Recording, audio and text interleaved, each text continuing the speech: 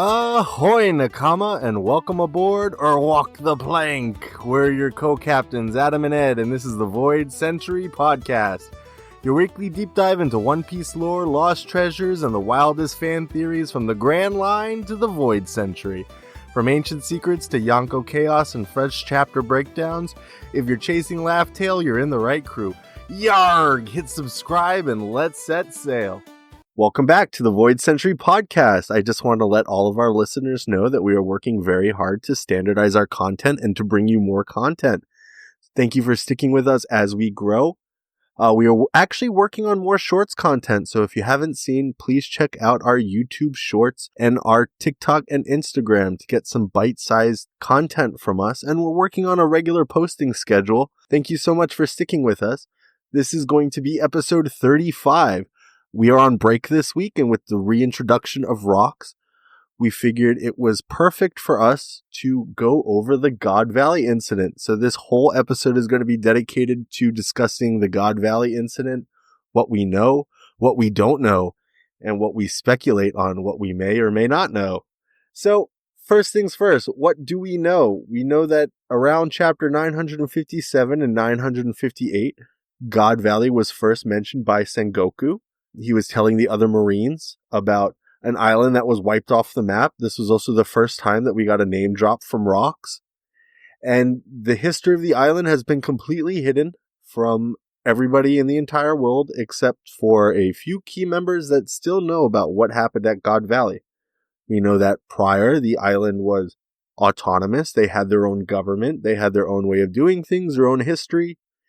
And the geography of God Valley is such, we don't get too much, but we see that it's an island that looks like it has a large mountain or a large peak in the center that has been cut in half. So it has a big gouge down the middle of the island. It looks like it's lush with greenery.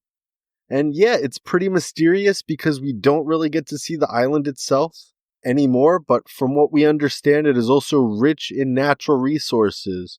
So think of things like gold, wood, maybe even coal or some other kind of minerals. We don't know. But 38 years ago in the story, we saw in the Kuma flashback that there was a competition conducted by the world government, the celestial dragons, the gods' knights, and the rest of the world nobles, that there was a native hunting competition. Now, we don't know too much about how or why God Valley was chosen, but we do know that it was stated that because God Valley had the word God in its name, that it was targeted by the celestial dragons. And basically, the natives were hunted for sport. They were classified into three categories: rabbits, rare rabbits, and super rare rabbits. This is similar to what we've seen at Dressrosa, where people were assigned a value based on how important they were. There was also, the targets were painted with an interesting target on their backs. It was a yellow and black kind of concentric circle design, reminiscent of the eyes of one Mr. Hawkeye Mihawk, even. And we do know that St. Garling Figerland of the Holy Knights was actually in attendance, and he ended up winning the entire competition. However, he was also penalized for killing the king early before the games even began. We also know that Kuma, Ginny, and Imperio Ivankov were also on the island as slaves to be hunted for sport. And we do know that Ginny, was able to temporarily escape and send out a message to the wider world via a Den Mushi, in which this message was intercepted by one Mr. Rox D. Xebec and the rest of his crew. We actually see the Rox pirates land on God Valley. Rox also heard that there was some kind of treasure on the island that the world government had stolen from Hachinosu. Therefore, he targeted the world nobles, as we have seen in previous chapters in the Rox flashback. We also know that during this hunting competition, there were many prizes, very important prizes, very powerful prizes, two of which being the pawpaw fruit and the azure dragon fruit, excuse me. I believe it's the fish fruit model blue dragon. Originally, Ivankov was going to eat the fruit, but we saw Big Mom actually steal the fruit and give it to Kaido, in which Kaido now owes Big Mom a life debt. So, what else do we know? We know that the Roger pirates heard that the Rocks pirates were going to mobilize to God Valley, so the Roger pirates moved to intercept the Rocks pirates to meet them at God Valley to do battle. And furthermore, in this Mexican standoff, Garp also intercepted information from Kong that Roger and his crew was on the move, so Garp moved to intercept Roger to confront Roger on God Valley.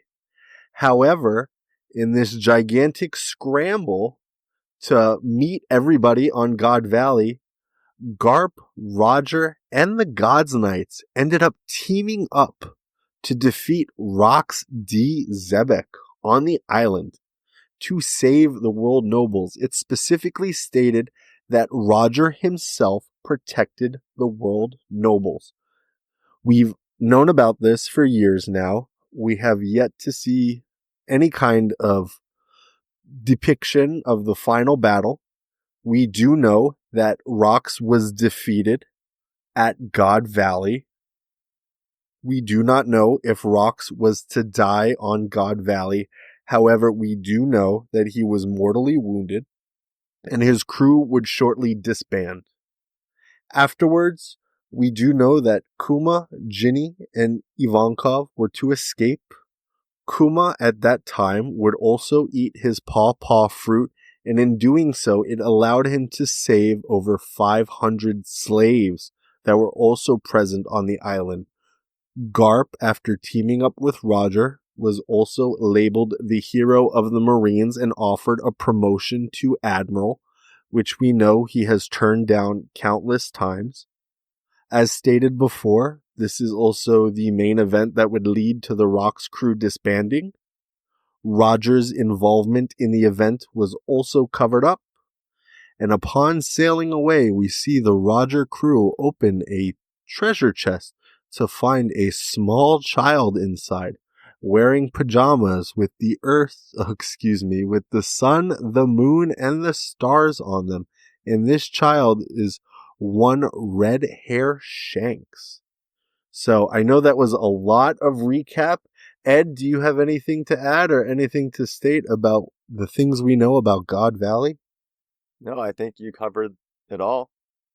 Okay, so I guess moving on, since we have an overview of the events that transpired at God Valley, I have a couple questions that I would like your opinion on a little bit, Ed.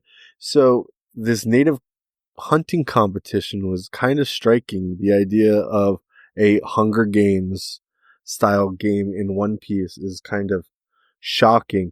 Do you want to speculate on the origins of the hunting competition a bit?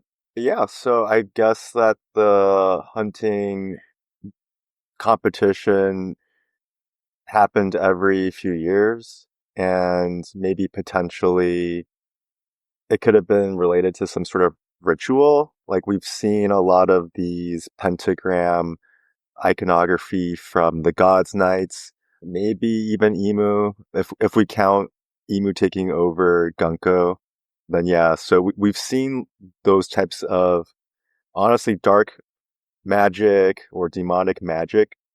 So maybe these types of killings is actually just like a hidden ritual, demonic ritual for the island to, I guess, gain power through people's blood.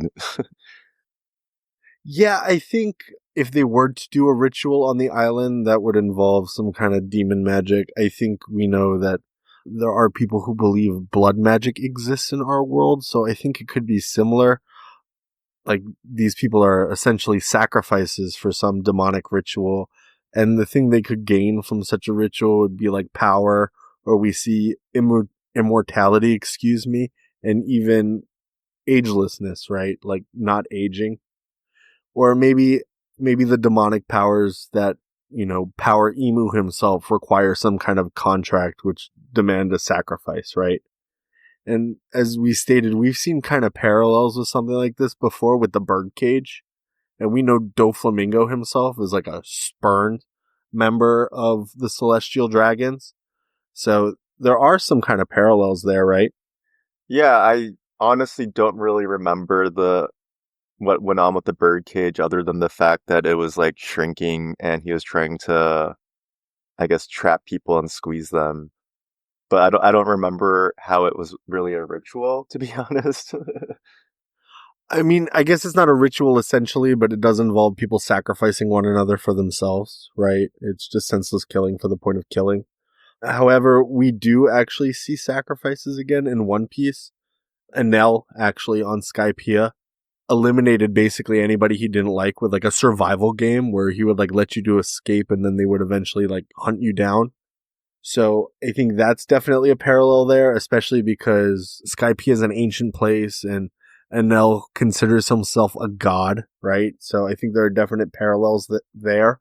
I guess moving on, if we don't want to talk about, I guess, the native hunting competition itself and the origins, do you want to speculate as to why Garp, Roger, and the Gods Knights would team up? Do you think Rox was really such a threat that it would require these three titanic forces to take him down?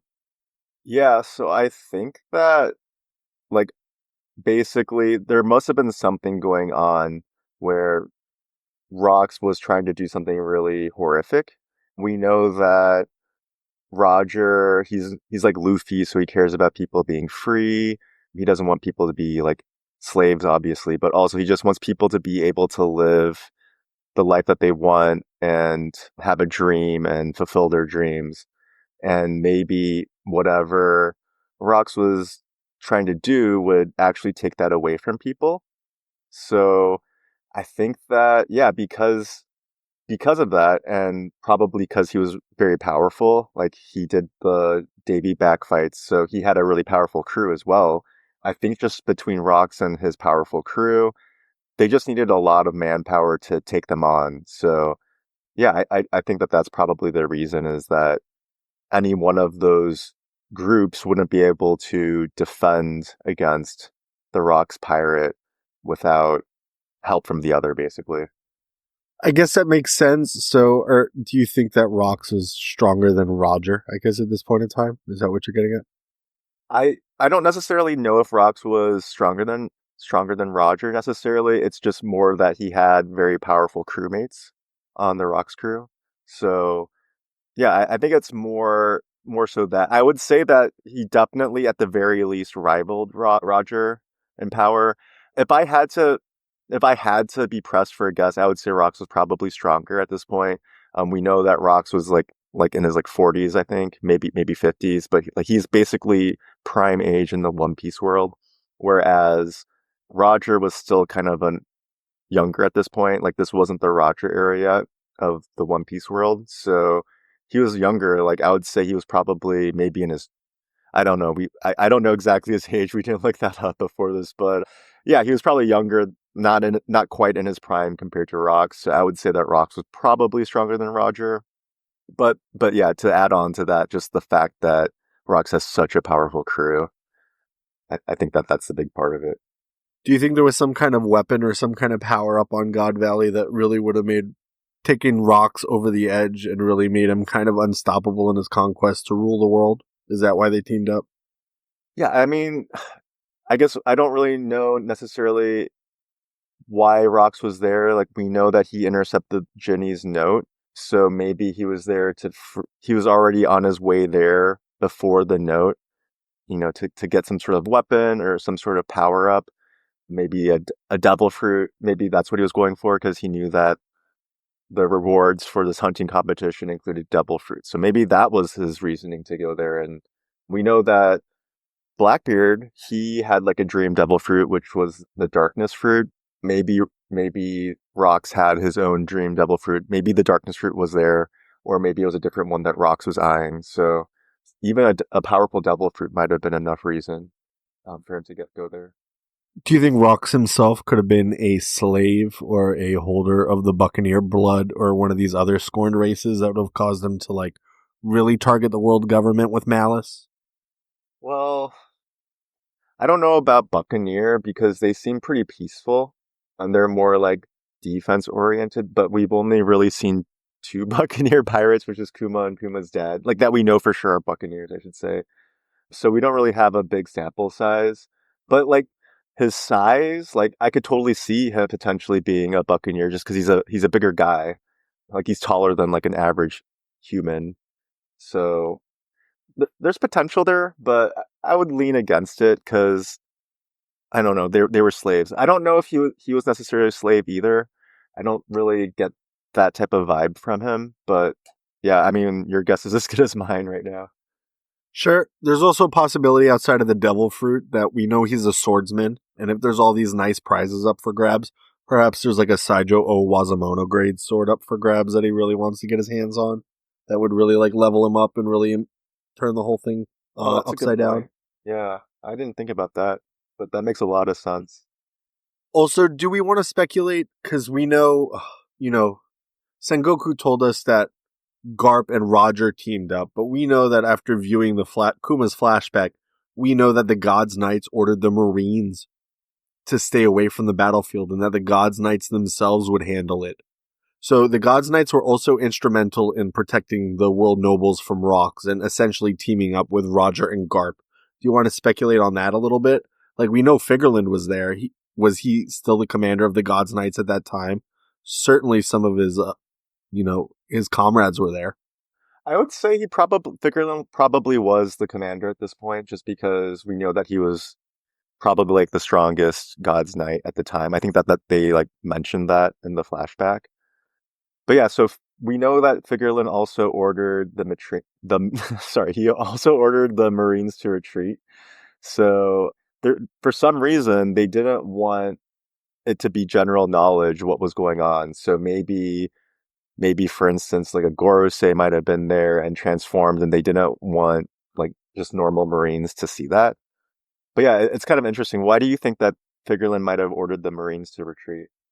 So we do know Saint Saturn, Jay Garcia was definitely there. So to your point, a Gorosei transforming would, in front of the Marines would not be good, as we do see in Egghead Island that Marines that saw Jay Garcia Saturn transform were promptly killed, right? I also think that perhaps the higher level abilities of the Gods Knights could involve some kind of sacrifice, and that might be too much for the Marines really to see and to sit idly by. I also think it was kind of a situation maybe they just really wanted to go all out without worrying about the Marines, or they needed the Marines to make sure nobody escaped the island, right? Oh yeah, that makes a lot of sense too. Just like, we know that there were slaves there and we know that some escaped, like Kuma and Ginny, but obviously the world government wouldn't want them to escape, or at least the celestial dragons. So yeah, that makes a lot of sense. I like that perimeter idea as well. I do think that for the most part there was probably something that he didn't want the Marines to see though, and yeah, I'm not exactly sure what that might be, but yeah. Got it. So we were talking about like advanced conquerors in some of our earlier episodes, and we've even seen the idea of possession. Do you think Emu could have been on the island itself? Do you think Emu was there, like possessing people to defend his comrades, or was it necessary he would be there for some kind of ritual? Well, if Emu was there, then it would give another reason for Figuerlin ordering the Marines to retreat. I think that there's a chance he was there. We've never seen him leave Marie-Joie, so I don't know. I like to think that he was there, but maybe he doesn't need to actually physically be present for if these like blood rituals or whatever are trying to power him up. Maybe he can do it remotely through his avatars like Gunko. So maybe he doesn't actually need to physically be there. But yeah, it'd be interesting if he was there, especially because Blackbeard really wanted to see him again and take him down. So this is the last Rocks. place. Oh, sorry, Rocks. Yeah, Rocks, not Blackbeard. Blackbeard's father. Thank you. But yeah, this might have been his opportunity to see Emu again, and challenge him directly. So because of that, I'll lean towards yes, Emu was there. Okay, so this goes into some of our other speculation a little bit later too, but the only other thing I wanted to touch on as something that we do not know is so we know Garling won the competition, right? We know he didn't get any of the devil fruits that were on the island. So what was the prize that he was competing for? What did he really want? I mean, honestly, I just think that he wanted to win. I don't think he cared about anything. Like, I think he wanted to have fun with the game. He considered it a sport, and then he was also kind of complaining that it was too easy. So yeah, I think he was just there to enjoy himself and bloody murder. So he was doing it for the love of the game, is what you're telling me. I think so. I think he might be a very twisted individual. Ooh, what does that say about our friend Shanks then?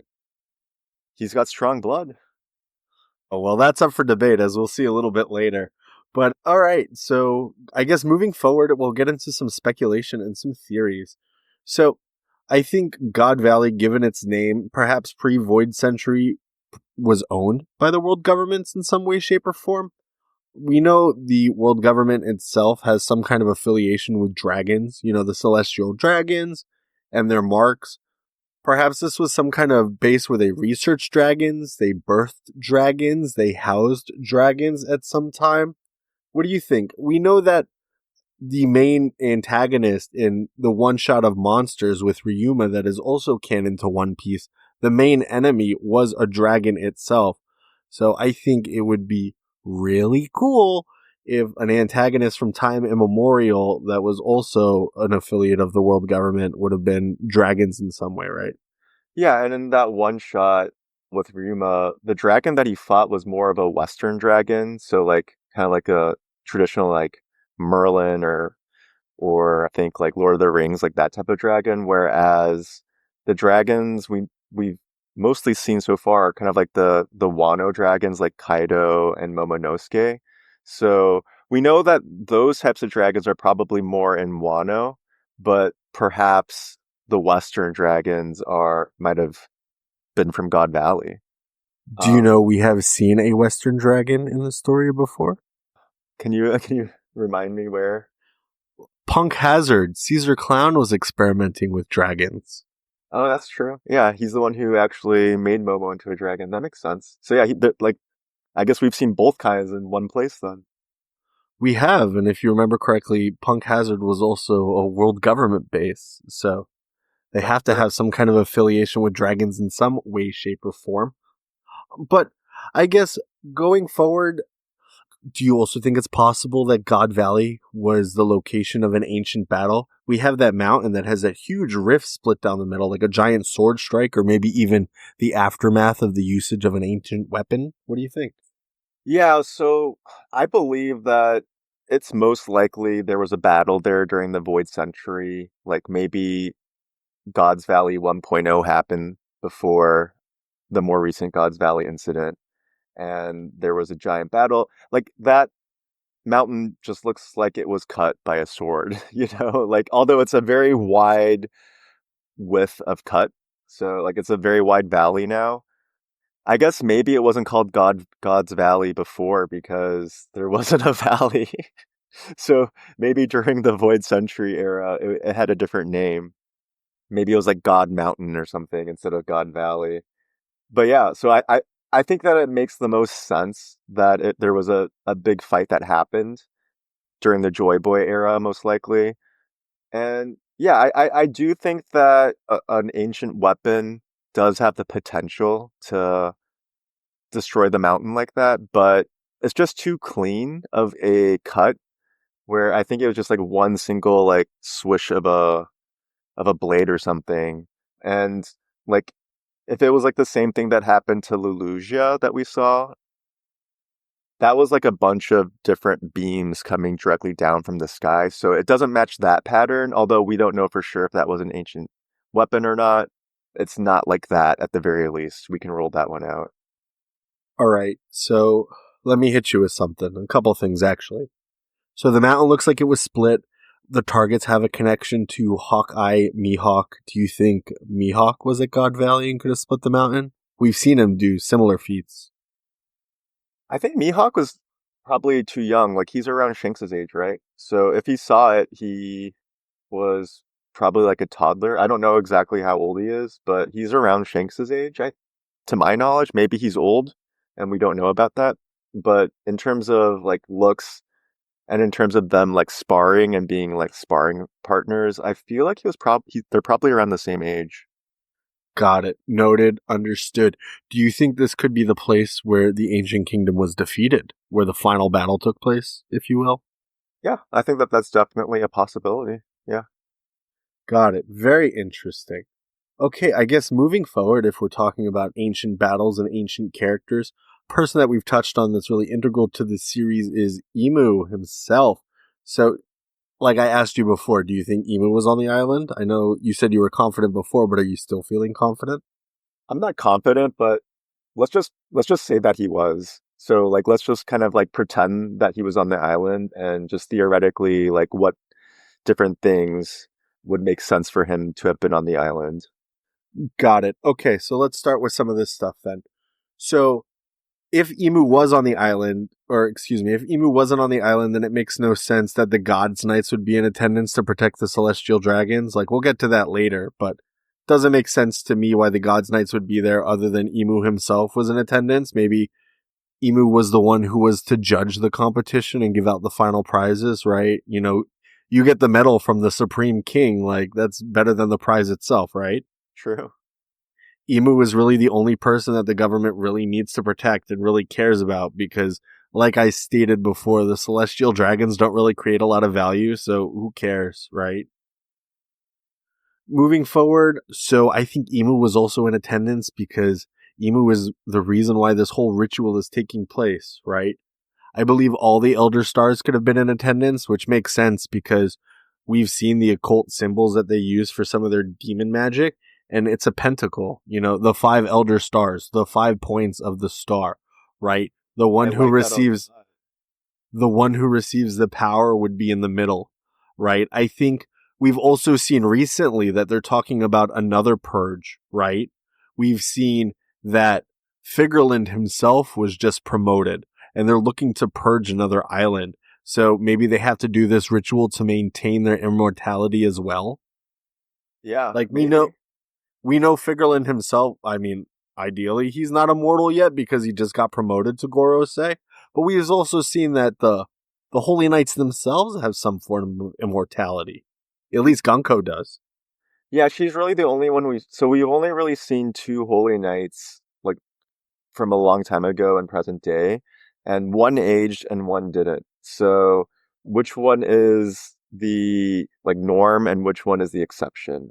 My guess is that Gunko is the exception, and typically the holy holy knights or gods knights they do age typically. Like also, oh yeah, one of the gods knights is a son or at least a relative of one of the elder stars. So, and he looks older. The God's Knight looks older than the Elder Star. So, yeah, my impression is that majority of God's Knights they do age, basically all of them except for Gunko. And then like once you become elevated to the Elder Star Gorosei level, then that's when you get that immortality. I agree, but we also know that with this hunting competition comes regularity, right? They do this about every 3 or 4 years. So there's got to be a reason why, other than they just get bored sitting in Marajois and like living a life of opulence all day, right? Yeah, there's probably a reason to this madness, you could say. So if we want to talk about like the sacrifice or the ritual itself, right? Like I mentioned before, we've seen sacrificial altars in Skypiea. We saw a moose who was one of the Birkins was going to be sacrificed to appease a god, which just so happened to be like a gigantic snake that didn't turn out to be a god at all, but just a gigantic snake, right? So we have that kind of parallel. And we know that Oda loves to make at least pre-time skip and post-time skip kind of rhyme a little bit, right? Yeah, and a giant snake and like the Eastern dragons, they also look kind of similar. So a lot of times they say that like in Asia, like snakes evolve and grow into dragons, like in mythology. So there might be that kind of link too. Very interesting. So if we want to think about time skips, right? if we think about where Brook was sent during the time skip, he was sent to Namakura Island, and if you remember correctly, these people were poor. They were so poor, they were literally trying to summon the devil to save them from starving to death. And we see that in trying to summon the devil, they use these same exact circles that Emu and the rest of the Gods Knights use. They tried to summon the devil. They ended up summoning Brook. And there was a girl there that looks mysteriously similar to Gunko. So, do you think that could have been like a young Gunko? That could have been like a sibling of Gunko? Do you think there's any relation whatsoever? Well, if they're starving, I mean, yes, I think that there might be a relation. I did look at that image and my first thought was, hey, that looks like Gunko. But like also I believe she was wearing a mask, right? I don't remember actually. But anyway, she might not have been wearing a mask. But yeah, maybe this island became impoverished because they lost favor with the world government. And now they're like they have like these ancient texts with this, you know, demonic magic that they're utilizing as a last resort, even if they didn't want to, just because they're just that desperate for food. I could agree somewhat too. But if we want to speak about food and sacrifice a little bit, it's the perfect segue. I had to. We could talk about Big Mom. She had that whole life or sweets nonsense, right? Where people would sacrifice their lifespan to be protected by Big Mom. Yeah, so I like this one as well because like if we're saying Emu requires blood, you know, the blood of people to like power him, we know that that's like the most extreme version. Whereas what Big Mom's doing, although it's very horrible and awful, at least that person's still alive at the end of the day. But yeah, their lifespan is reduced significantly. But yeah, so I would say it's like a lesser version of potentially what Emu is doing. I think so too. It's a nice parallel. So, I guess moving forward, if we want to talk about rituals, like I mentioned previously, what's the point of the celestial dragons? Like, I was really starting to think about it. I don't understand why the world government would keep these people around that don't create value and they just squabble and just take up resources all the time. Like, they don't contribute to anything. The only thing that is good or notable about them is their pure blood. They have the original lineage to the 20 kings, right? But like, who cares? Like, what's the purpose? I think the only tactical reason why you could use these people, or if you even care about their blood, is to do like some kind of sacrifice or some kind of crazy ritual that would convert these people into power, right? Yeah, that makes sense to me. He can use them in a desperate final move if he needs to get like a boost in power during a battle. I think so too. We see precedent with Moria and his Shadow's Asgard ability, where he sucked up all those souls in the last ditch attempt to take Luffy out, and he turned into like some crazy demon monster. So I think it's definitely possible. Yeah, the other thing I wanted to bring up was like maybe just the celestial dragons believing in Emu might be the source of Emu's power or a source of Emu's power. So like we know that in the past Nika was like the progenitor of Luffy's devil fruit and eventually became worshipped as a god. But before that, like how did Nika have these powers? Like what made Nika special? What made Nika powerful? And yeah, me and Adam were just talking about it, and Adam brought up that maybe it's because like there were a bunch of slaves that Nika was trying to liberate, and these slaves started like kind of telling stories that are like, you know, far-fetched tales, but just to give them hope and give each other hope. So he's like, oh yeah, he could like jump over a tall building. Oh yeah, his arms just started stretching and could like hit something so far away. And eventually just these group of people willed the power into Nika. And that might have been the source of original Nika's powers from the very beginning. So maybe Emu doesn't have a devil fruit and he's kind of like the progenitor of his own abilities, similar to Nika. And his source of people believing in him, the power of belief, is coming from the celestial dragons. Yeah, I guess do you have anything to add on that, or do you think that that's a possibility? Oh, 100%. I think it's likely that if people can will something good into existence, something positive to save them, I think in the One Piece world, they could also will something negative into existence. We see here that at least with, I don't think the fruit is named yet, but with the nightmare fruit on Elbaf, we see that these kids are fearful and their fears have been manifested into real life objects. I think it's just a parallel of exactly what happened with the slaves manifesting the Nika fruit and then Joy Boy awakening it and becoming a literal god himself. Yeah, sure. I think that there's definitely a merit to that. Okay, so moving forward, let's discuss Shamrock and Shanks. So we know during Adam's recap that Shanks was found in a treasure chest, but why was he in the treasure chest? So my like this is my like little pet theory of what might have happened is that they just well no, this is probably what happened. Someone was overlooking and taking care of Shanks. They had to escape and run away, but they couldn't bring Shanks with them. And they were next to this treasure chest. They know that there's pirates around, and they're like, okay, well, I'm going to try to come back and grab Shanks, but if I can't, at least pirates won't destroy like this treasure chest most likely. They're going to want to just like, loot it and he'll be safe in the treasure chest is probably what they were thinking. So yeah, that's kind of what I think. Why do you think he was inside the treasure chest? Oh, I mean, I think that it's possible Shanks was the real treasure all along. Shanks was the One Piece the whole time. No, but to be serious for a second, I think it's possible that Shanks was a treasure of some sort.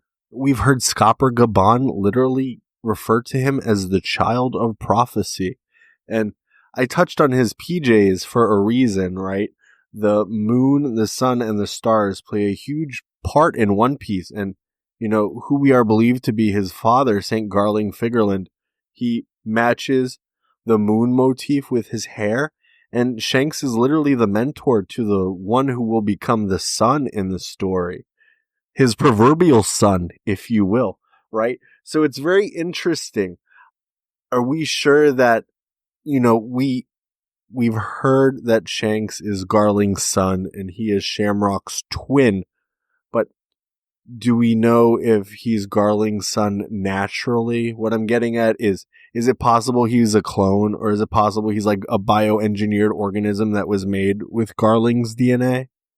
Yeah, I mean, we've definitely seen a lot of clones in One Piece, so it's definitely not out of the question. Like, we already know that, like, Miss Buckingham Stussy was a clone. Is that her name? Yeah, Buckingham Stussy. Yeah. And then, but like, Mads was also formed after this happened, like after this God Valley incident. So was the cloning technology even there yet? We don't know that. Me personally, I'm leaning towards he actually is a twin. We've also seen some twins in One Piece as well. Like Lola comes into mind. I forgot what her twin's name was, but I know Chiffon. Chiffon. Yeah, Lola and Chiffon. We've probably seen a few other twins, but I'd say we've seen more clones than twins. But also clones again. That might have been a more recent thing, more modern discovery on how to clone people. Sure, I get it.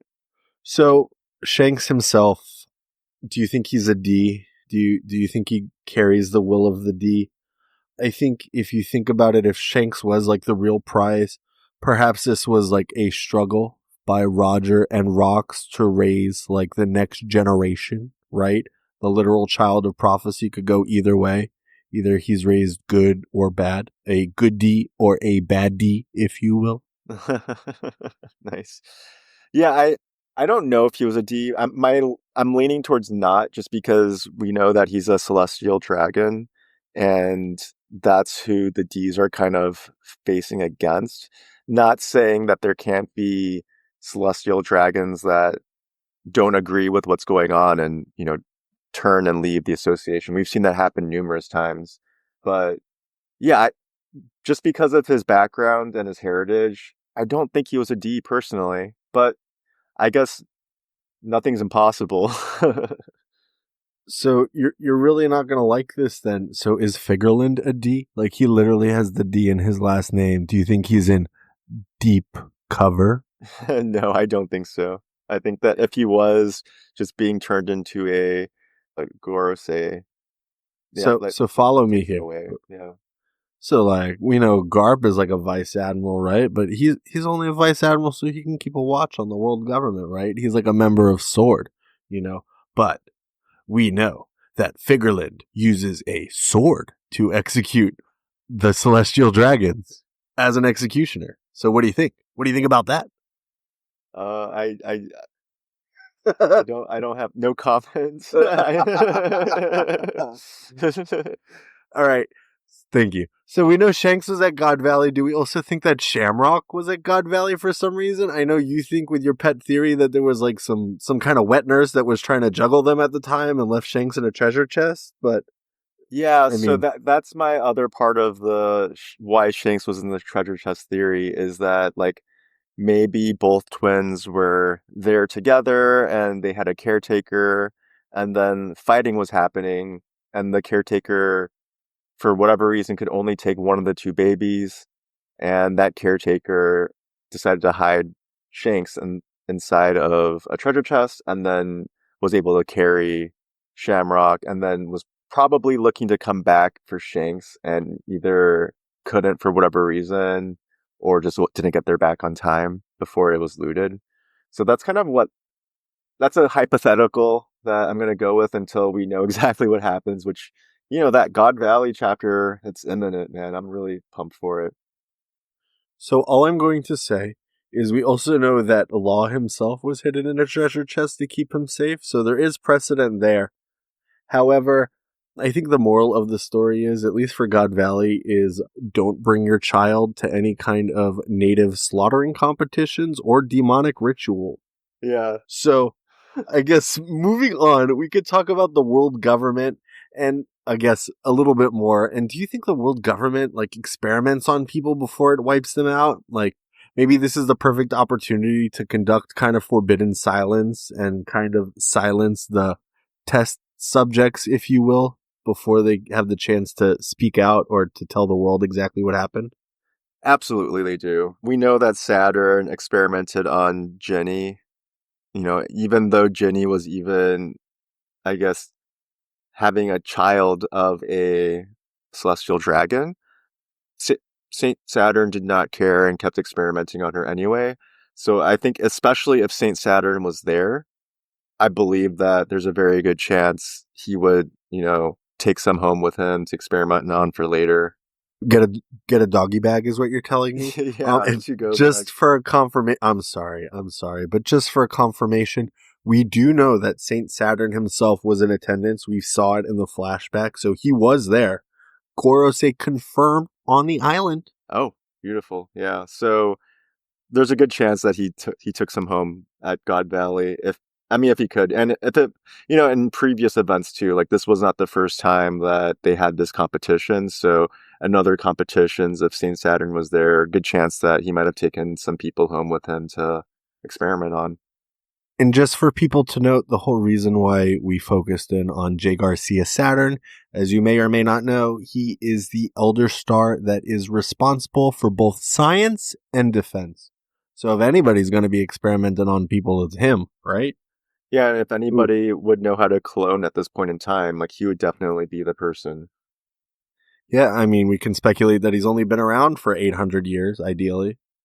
So when I learned about God Valley, I always assumed that it was figuratively wiped off the map, like the world government controls the information flow, so they just basically, photoshopped it out of the maps. However, I know you're convinced that they physically destroyed the island. So, I mean, do you want to state why you believe that they destroyed the island instead of wiping it off the map? Yeah, I mean, I'm open to it being, just deleted from maps, but yeah, I think that there's a good chance that it was also destroyed in a similar way that Lulusia was destroyed. So maybe they're like, you know what, there's too many things that happened here. We gotta destroy evidence and take no survivors. So yeah, I think that maybe they just did those lasers. I forgot what it was called. It's not the Buster call, but yeah, they just fired the lasers and destroyed the island. But yeah, it's just a theory. I do want to note as well that Lelucia was left with a giant crater in the sea. Not, I mean, it's different from what we've seen at God Valley. Again, we haven't seen the aftermath of God Valley. The only thing similar to the aftermath of the ancient weapon at Lelucia that we have seen is the hole in the ocean at Enos Lobby. So I think one could also assume that an ancient weapon was used at Enos Lobby sometime in the past to cause that gigantic hole in the sea. Oh, I like that. Alrighty, so moving forward, was Loki at God Valley with the Rocks crew? Now, we saw the Rocks crew arrive, but we didn't see any kind of ancient giants there. So, what are your thoughts on that? All right, so we did the math this time, and we found out that Loki was age 25, but that's in normal years. If we do the divide by three because of giant years, he'd be the equivalent of like a little over 8 years old. That being said, we know that even an 8-year-old Loki is very strong, very powerful. So, yeah, I think that there's a good chance he was there. I'm kind of thinking that there's a good chance that Loki joined the Rocks crew. Yeah, he might have been there. So I'm kind of on board with him being at God Valley. I think that even 8-year-old equivalent Loki would be stronger than most people like in the world. Like he's already stronger than like adult giants, like an average adult giant, just because he's got that ancient giant blood. So yeah, I think that there's a good chance. Well, I guess it's a good thing his eyes were bandaged so he could not see the atrocities occurring before him. We don't know for sure. Maybe he like there's times where he unbandages. I certainly hope not, okay? But I guess moving forward from the Loki question, there's this strange connection with the Revolutionary Army there. We know that Ivankov, Ginny, and Kuma were all on the island. How did they link up with the Revolutionary Army? Like, do you think Garp dropped them a line or something and said, "Hey, my son is like you, my son would be really good friends with you guys." Yeah, so my theory here is that maybe Dragon was like a normal Marine at the time, and he was on God Valley for this event, and he saw like these different atrocities.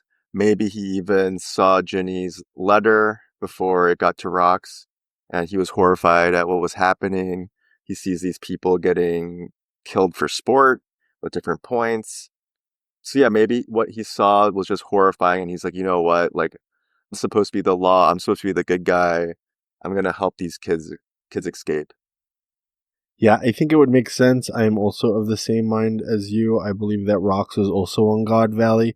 Now we know O'Hara really turned him and put him over the edge. Oh, you I mean just think it. Dragon just said Rocks by accident? Oh, my apologies. Yes, Dragon. I think Dragon was definitely on the island. We know O'Hara put him over the edge, but I think really the God Valley incident is kind of what really set this all off for him. There's also a possibility that, well, I don't want to mention it, but Luffy's mom could have something to do with God Valley. Like, we know she's got to be super important to the story, but we know nothing about her. That's true. However, we know that Luffy wasn't born yet, so yeah, like if Luffy's mom is connected, like that would be probably like the beginning of her and Dragon's like courtship, maybe. Yeah. So also, yeah, my biggest thing with this whole Dragon theory is that maybe he didn't leave the Marines yet, but we do know from like what Garp was saying that he left the Marines like at an early age. During God Valley, I think he was like 16 or 17 years old in that range. And yeah, I think that if he didn't just flat out quit the Marines then, he might have just kind of bided his time a little bit and decided to like, hey, I'm gonna lay low and gather more intel and more information and kind of be like a insider in the Marines, and then eventually defects with that O'Hara incident. Here's a question. Do you think Dragon was a founding member of SWORD? I have no idea. Like, it would make sense, but also Sword is kind of more Garp's thing. So again, I don't really know. I would say it would make more sense if it was Garp being the founding member, because again, I believe that maybe this event in God Valley also took Garp over the edge, because obviously he didn't accept that new title of becoming an admiral, and it was so that he could do something like swords. So I would say it's more likely that it's Garp that's the founder. I think it could have been a joint effort between father and son, but I do agree that this is probably an event that pushed him over the edge to form Sword in the first place. So, yeah, I also like the idea that Dragon, maybe he was trying to free the slaves and he just got in like over his head and Garp had to save him.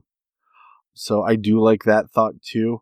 I guess the last thing we want to talk about is like what ramifications for the world are there if God Valley itself never happened? What do you think? Do you think Rox would truly be the king of the world right now and One Piece would not exist? Yeah. So in this circumstance, are you saying that like the Roger Pirates and the Marines and the Gods Knights didn't team up and Rox won, right? Correct. Yeah. So I think that, you know, maybe Rox gets a hold of that darkness fruit that Blackbeard has, and like maybe creates like an endless night or something. Because like, the whole thing about One Piece, like the first chapter is called Romance Dawn. Like it's about bringing the new day. Like we have that Void Sentry that is kind of like bringing the darkness, and it's kind of we're in this like, I guess, night period in the in the telling of the entire story. But like, when Luffy and his friends and team win, they bring out the new dawn and make the world bright and happy again. So Yeah, yeah, the story is like a huge allegory for the sun rising in the sky. If you think about exactly. it, like the three ages, you have night, you have the full moon, and then you have the sunrise. So I think currently we're at the moon and we're seeing the sun start to peek over the horizon. Exactly.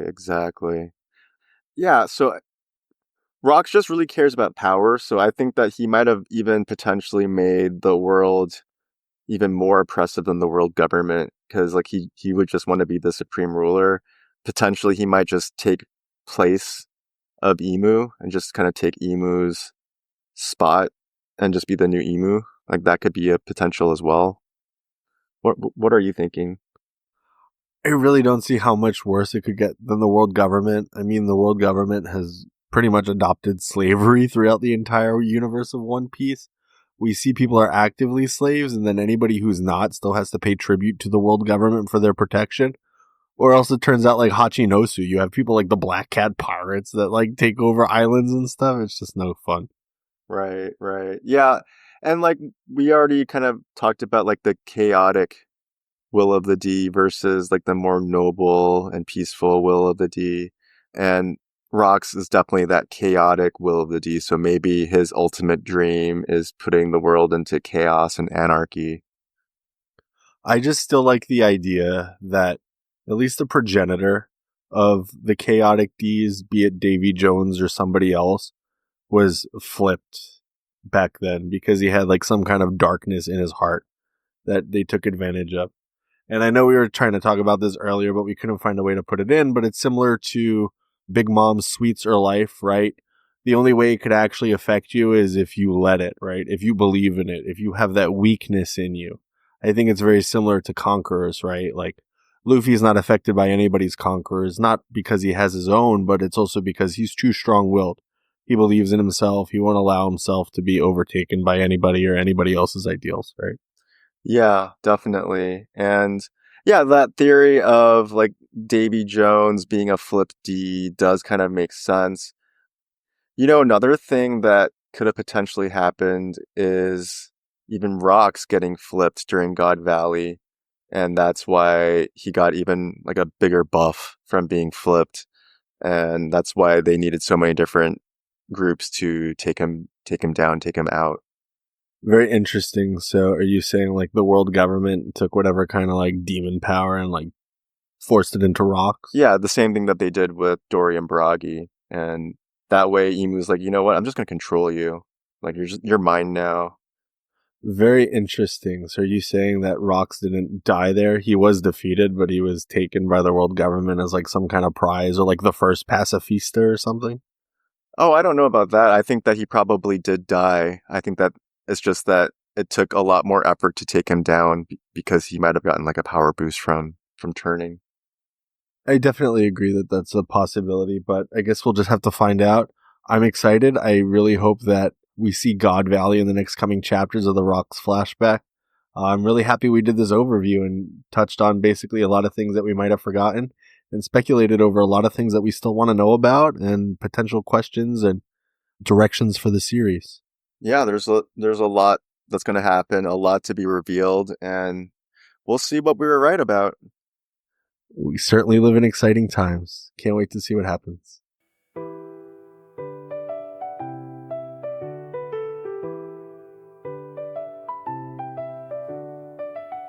That's it for this voyage of the Void Sentry podcast. Listen on Spotify, Apple Podcasts, YouTube, or wherever you sail for One Piece content. Catch our bite-sized theories and lore on TikTok and Instagram Reels. Until next time, whether you're seeking the poneglyphs or unraveling the history behind the will of the D, listen to the voice of all things and we'll see you on our next voyage.